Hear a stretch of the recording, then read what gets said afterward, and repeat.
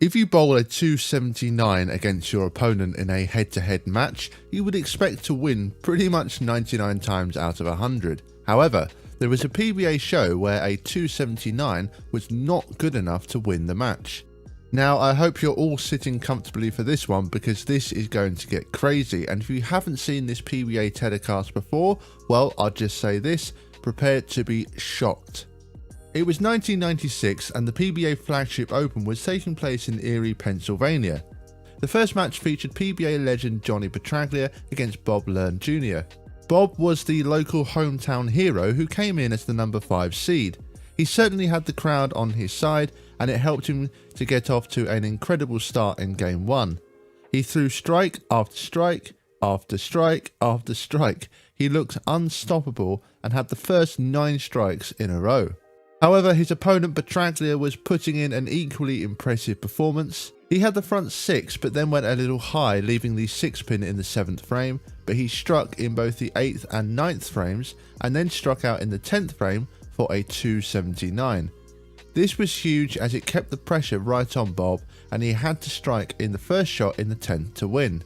But Learn didn't seem phased and fired the first strike in the 10th to win the match. But now he had his mind on something else, a perfect 300 game live on television.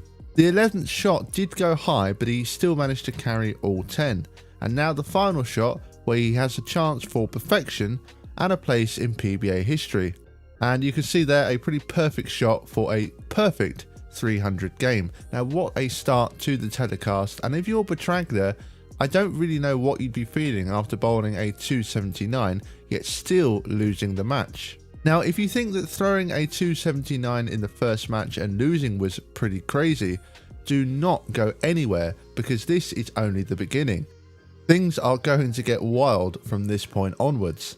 On to Game 2 where Learn faced another lefty in John Mazza. Learn started off a little bit slower in this game, quite understandable after just throwing a 300 game. He started with a spare in the first frame followed by a strike but then a 10 pin in the 3rd frame.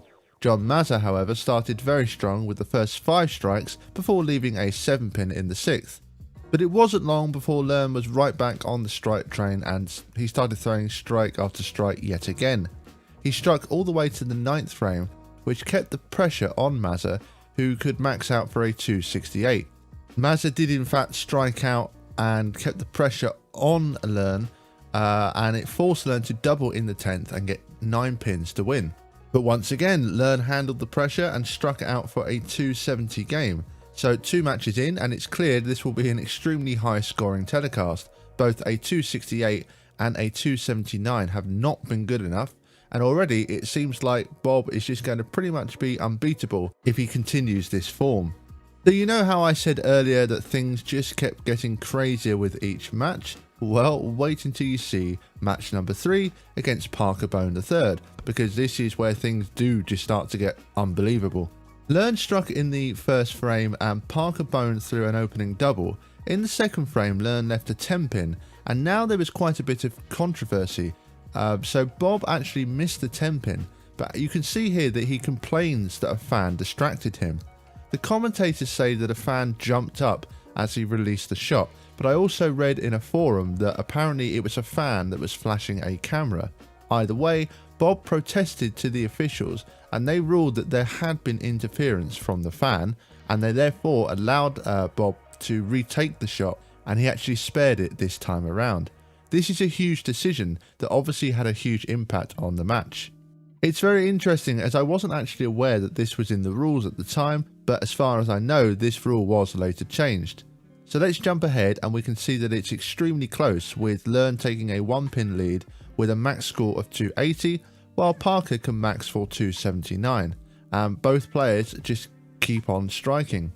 Learn gets a great break in the 9th frame, tripping the 4 pin. Now Parker stepped up and struck all the way out for a 279, the second 279 in the telecast. The question is, will it be enough to win this time around? Well, it's pretty simple. Learn must strike 3 times in the 10th frame to win by a single pin. The first shot in the 10th, and it's a great shot taking all 10. The next shot is almost identical, and then he steps up as calm as anything and gets the third strike for a 280 to win by a single pin. So yet again, 279 is not enough. This was just an absolutely outstanding display from Learn, and that's now twice in a row that he's had to strike out in the 10th frame to win. Now he moves on to the final match to play for the title, and his opponent is Randy Peterson. Now if you're Randy and you've been watching this from the sidelines as the #1 seed, well, you're probably going to be thinking, how on earth am I going to win this? I'm going to have to go and bowl pretty much 300, and he actually said this himself just before the match started. Now both players started very strong, and once again there was plenty of strikes. Learn had the first 5 strikes, and then Randy had the first 4, but then on his next shot he just went a little bit light and left the 2-8. But he bounced right back with a strike in the 6th frame. And then back over to Learn for his 6th frame, and he just leaves the 10 pin. So really that's kind of the only lack of carry that we've seen. It just seems all the players have been carrying pretty much everything from the pocket. And then into the 7th, Learn just goes high there, but again it just seems to be tripping out everything from all over the lane, and just gets another strike there in the 7th. And you can see now heading into the 9th frame, and it is still incredibly close with both players trading blows. Randy's down by 11, and he simply just has to keep on striking, and you can see he gets a fantastic break there, tripping everything out, going high. But then into the 10th frame, it's a pretty decent shot, but just leaves the 10 pin there. And this pretty much just hands the win over to Learn, as he just needs a mark. And you can see here he gets yet another strike, and he manages to strike out for a 279 against Randy's 257. So Randy did play, just as well as all of the other opponents. It was absolutely incredible. I mean, the difference was literally just a 10 pin, basically. But this was just one of those shows that Learn was just, there aren't really any words to describe what he did. He broke a number of PBA records, including the 3 and 4 game TV totals. He set a new record of 850 over 3 games and 1129 over 4 games, which pretty much easily broke the previous records, which are 815 and 1070 respectively. Overall, his average over the 4 games was just over 282. I mean, that is astounding. And to be honest, when you look at the other finalists as well, the combined average was 276, and this completely broke the previous TV record for total averages. But I don't think we'll ever see a TV telecast like this again, because it wasn't just one player. Okay, Bob Learn completely dominated every single game, but all of the other players almost matched him. I mean, 279s were not good enough, and yeah, nobody could have predicted that, and I don't think we will ever see a TV show like that ever again. So overall, it was a fantastic day for Learn. He shot a 300 game, which earned him a nice $100,000, and he also won the title, which gave him another $30,000, and he got to bowl with all of his kind of family there and all of the thousands of people in his hometown. This is a performance that is one of the greatest in PBA history, and I think it is possibly the greatest PBA show that was ever televised. So that brings us to an end of today's video. I really enjoyed watching this show and kind of breaking it down, and it's just fantastic to see all of the bowlers playing at such a high level. I mean, clearly the pattern that they were bowling on wasn't anything particularly difficult, but you still can't take anything away from the players, and especially for Bob Learn, because to bowl, it doesn't matter what shot you're bowling on, to average over 280 over 4 games on TV and striking out pretty much every game in the 10th frame to win, well, that definitely takes some doing.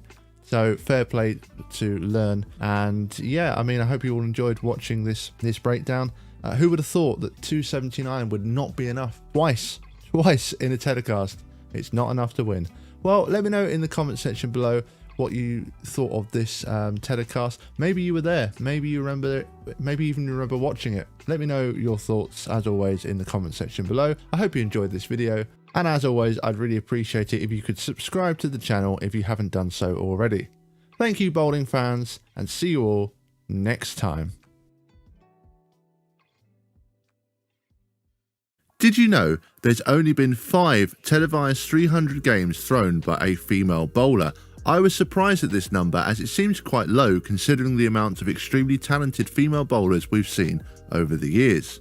Also, when you take into account there's been 35 300 games from men in PBA televised events, although of course there have been a lot more PBA events televised compared to the Women's Pro Tour. Many PWBA events were nationally televised from 1980 onwards, but from around 2004, women's bowling was basically non-existent on TV, with just one event receiving TV coverage, the USBC Queens. Overall, the women's tour was not in a great place, and this led to some of the women choosing to bowl in the pro men's circuit, and the PBA opened its membership to women in April of 2004. Bowlers such as Kim Adler, Carolyn Doran-Ballard, Liz Johnson and Kelly Kulick became members of the PBA, and Kulick became the first female to earn an exemption on the PBA tour during the 2005-2006 season. Women's bowling did start to come back to our screens from 2007 onwards, as in that year the USBC did acquire the rights to the US Women's Open. They used this event as the qualifier for the PBA Women's Series, which was a 4-stop mini tour for the top 16 females. And then the finals were then televised along with the regular PBA broadcasts. The US Women's Open returned the following year and the Women's Series was expanded to 8 events, but it was then discontinued after the 2009-2010 season. It wasn't until around 2015 that the PWBA was reborn and the tour returned after a 12-year hiatus thanks to a 3-year funding commitment from the USBC and also the Bowling Proprietors Association of America. The 2015 tour had 10 stops, and since then it's grown steadily and now sits around 12 tournaments each season, although in the 2023 season only the 3 major events were actually televised.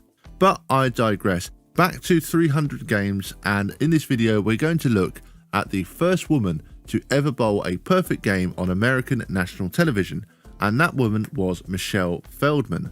We head back to 1997 where Michelle was just 21 at the time, and this was just the start of her pro career, although she had won her first title in the previous year, the 1996 Columbia 300 Delaware Open. This event that we're going to be looking at is the 1997 Southern Virginia Open.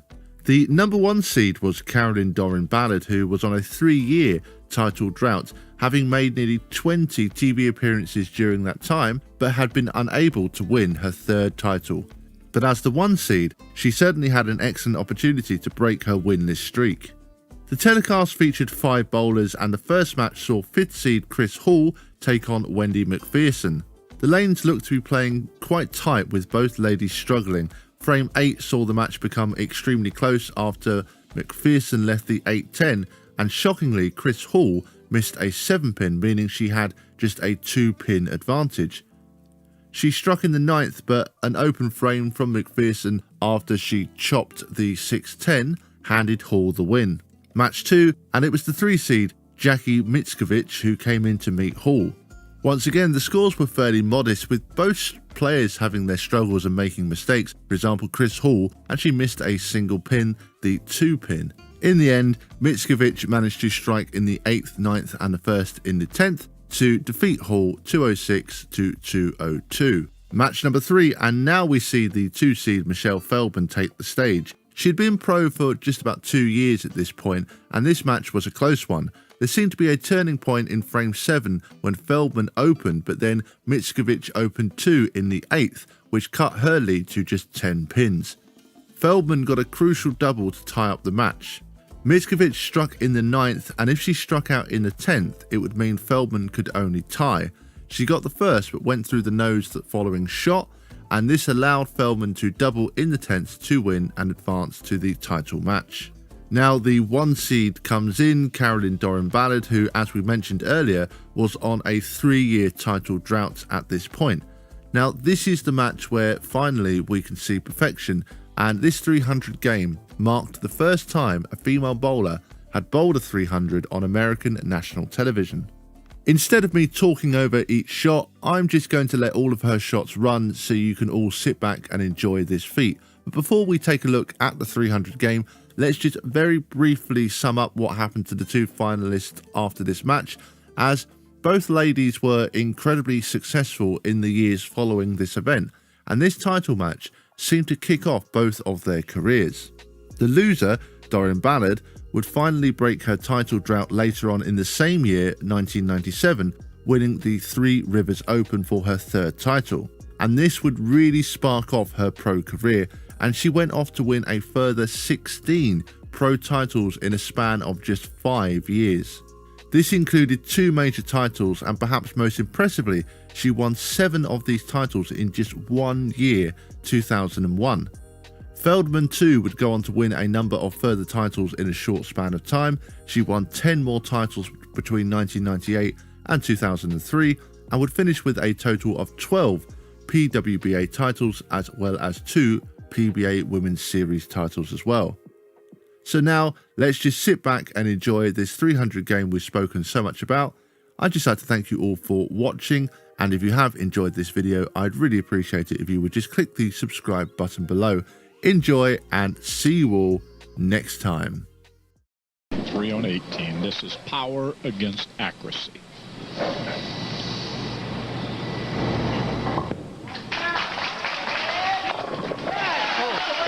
A lot of fun.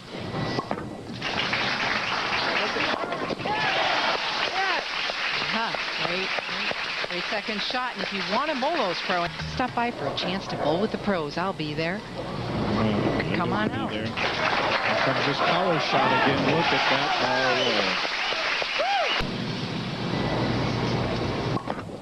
There it is. She put it out there right. Slide it back to the pocket. Look at that angular venture. Look at the velocity and hook power this young lady can create. 300 games. She's off to a great start here. And a little short. Oh, and it held pocket. She knew that. See there? She knew. She laid that ball a little short, a little left of the target, and it held pocket. Well, and there's still half a match left. Anything could happen. Michelle Feldman has the front 6. Well, she has a 59-pin lead. And this looks like, right now, Fred, what she had yesterday. She said to us in the interview, hey, I had the whole lane. She said all I had to do is anywhere between 20 and right and just arc it and let it roll hook.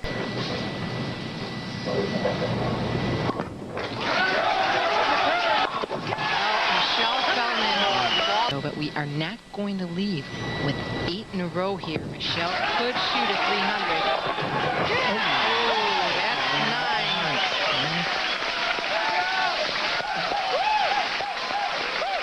9. Revolutions on this ball. Look at this ball revving. Watch this. Just hit him, spin, and just move pins everywhere. And look at this reaction from this young lady. Yes. Very set. Let's watch these shots.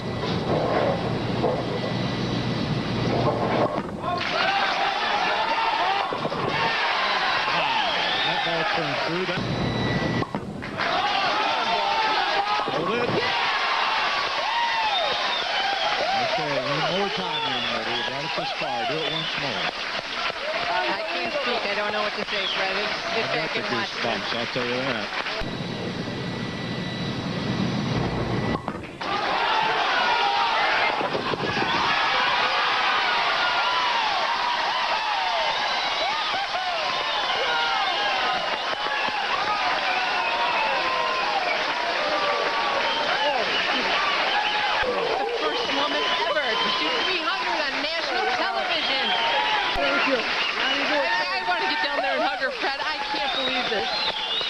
Tears flowing. Look at the joy in this building.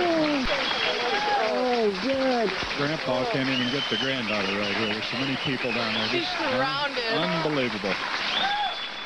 There are certain scores in bowling that are incredibly rare. Probably the hardest score to make would be 291, as you would need to go the first 11 strikes followed by a 1 count, which would mean taking either the 7-pin or the 10-pin out clean on the final shot. While it's possible, and I'm sure someone out there has done it, it's incredibly unlikely, especially on a PBA telecast. When a player misses out on a 300 game, the most common scores are 299, 298, 297, and even 296 can come up from time to time.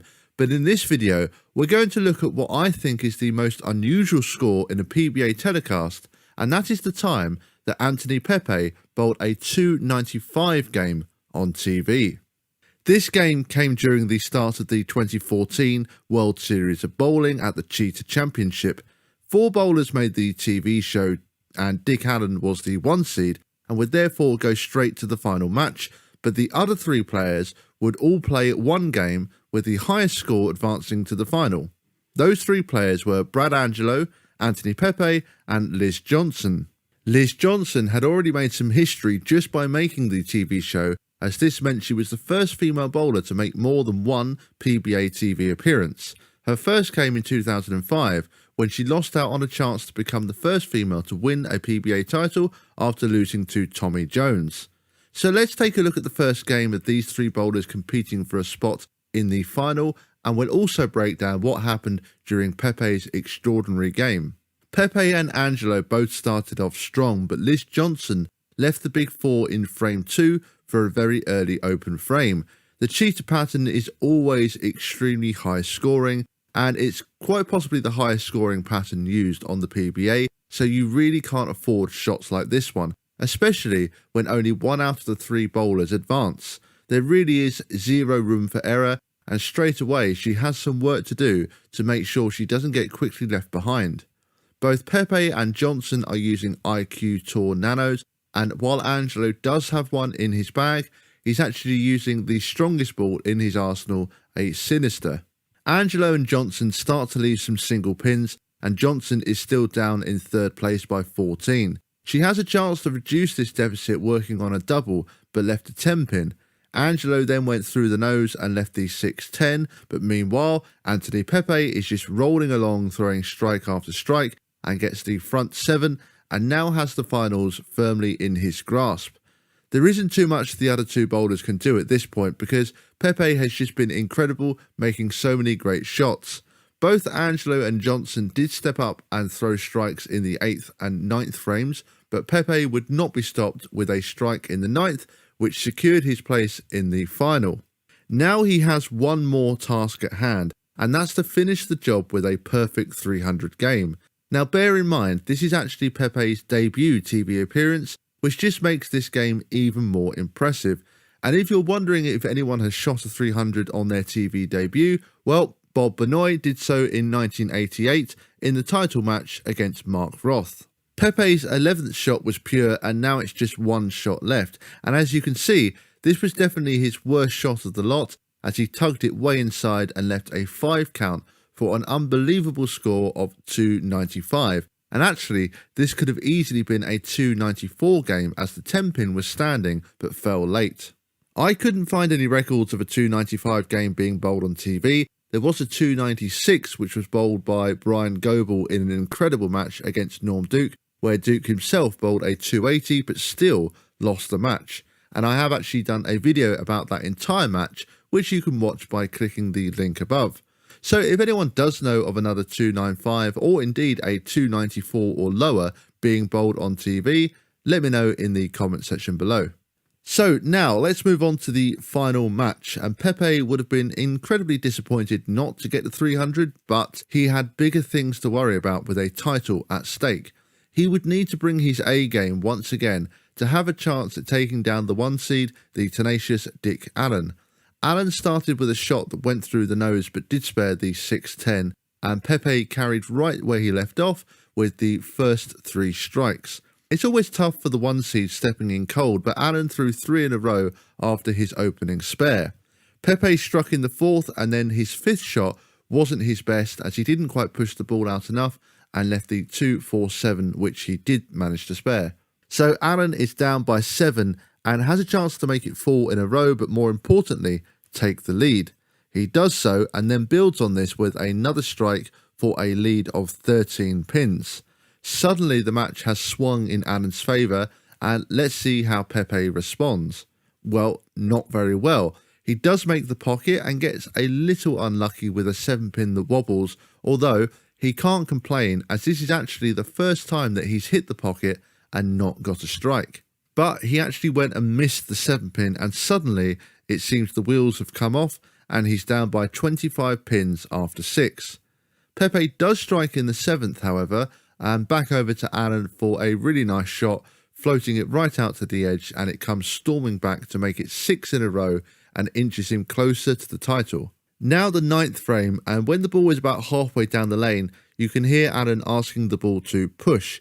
He seemed to get the ball out to almost the right place, but it looked to be the wrong angle, certainly a lot straighter than the previous shot, and it was an absolute disaster with a 4 count, and now a very, very tricky conversion to deal with, the 3, 4, 6, 7, 9, 10.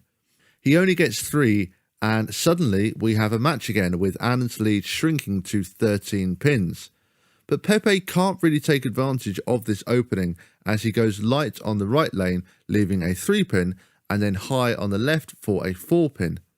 He's still in the match, but he would have loved to have really put some pressure on his opponent. Now Alan in the 9th, and he's really been trying to open up this pattern, but again we can see it is working against him as he leaves another split this time. So back-to-back open frames, but he can still shut out Pepe with 2 strikes and an 8 count in the 10th frame. And this shot that we see here was just a really horrendous break. He made a much better shot here on the left lane again, and to leave a 7-10 here was incredibly harsh. It was heartbreaking to see this happen, especially after the 2 previous open frames. And now Pepe just needed a mark to win his first ever PBA title, and without any problems he strikes to win the 2014 Cheetah Championship. Well, what a show this was. A fantastic and incredibly unusual score from Pepe in Game 1, and then a nail-biting title match that ended in heartbreak for Alan after a brutal break, and jubilation for Pepe as he took home his first ever PBA title. And that will bring us to an end of today's video. Thank you all for watching, and as always I'd love to hear from you in the comment section below. Let me know what the strangest score is that you've ever bowled. Perhaps you've got a, I don't know, 291 game, 293. I don't know, maybe there's someone out there who's done it. So let me know in the comment section below. And also let me know if there's any other classic PBA telecasts that you would like me to break down. I really enjoyed watching this one again. A brilliant first match, with Pepe just blitzing the other 2 opponents, and then an incredibly close and nail-biting title match that really looked like it was Alan's, but that horrendous break in the 10th basically handed it over to Pepe for his first ever win. But yeah, a really, really fun one today, and hopefully we get some fantastic matches in the upcoming US Open, which is now taking place as we speak. So when the finals, I think, will be this coming weekend. So I will do a video breaking down that entire telecast. So keep your eyes open for that one. Once again, thank you all for watching. I hope you enjoyed this video, and if you have, I'd really appreciate it if you would just give me a little subscribe by clicking the subscribe button below. And as always, thank you, bowling fans, and see you all next time. A closely contested match is obviously very exciting for viewers. The tension builds as the lead goes back and forth, and we're not quite sure who will prevail. But perhaps the most thrilling outcome of a match on TV is a tie. This then leads to a roll-off to determine the winner. There are generally 2 types of roll-off. A 2-frame roll-off, where both players will bowl a 9th and 10th frame, and the person with the higher total advances, or a 1-ball sudden death roll-off. If both players get the same score, then another shot is thrown until there is a winner. It is the sudden death roll-off that we're going to look at specifically in this video, and specifically a match that resulted in the longest sudden death roll-off in PBA history. I discovered this particular match when recording a video I released last week about Tom Smallwood. I found that Smallwood was involved in this roll-off that made the history books. It was during the 2013 World Series of Bowling at the Scorpion Championship, and Smallwood was the number 2 seed and would face the winner of the first match, either Tommy Jones or Josh Blanchard. The first match was a close one, but Blanchard managed to advance after needing a mark in the 10th and managed to take care of the 10-pin. So just before we look at what happened during the roll-off, Let's see how we actually got there and look at what happened during the match. It was a good start from Smallwood, who had the first 3 strikes. Blanchard left the big 4 in frame 2, but take a look at this spare attempt. This one was incredibly close, and I'm not quite sure how he didn't convert this. This was very unlucky, but he bounced back with a double. Tom Smallwood then went high in the 4th, but managed to avoid a split and then struck again in the 5th. Blanchard managed to capitalise on his double, throwing a strike on the right lane, and then on the left lane he had to make a good shot, as this was the lane that had given him some trouble. You can see this ball really does hook down the lane, and it looked like it was going to go through the nose at one point, but it went high and he managed to trip the 4 pin to make it 4 in a row, and this evened up the match. Smallwood struck on the right lane, but this left lane is really looking quite nasty. It did look to be a bit inside, but this lane has been leaving a number of splits, so there definitely isn't any room inside. Smallwood paid the price, leaving the 4-6-7 for an open frame. Blanchard then threw 2 really nice shots to make it 6 in a row, and now looks to have complete control of the match with a 25 pin lead after 8 frames. But Smallwood does throw strikes in the 8th and 9th to keep himself alive. He made a better shot on the left lane, but you can still see the ball hooked and went slightly high.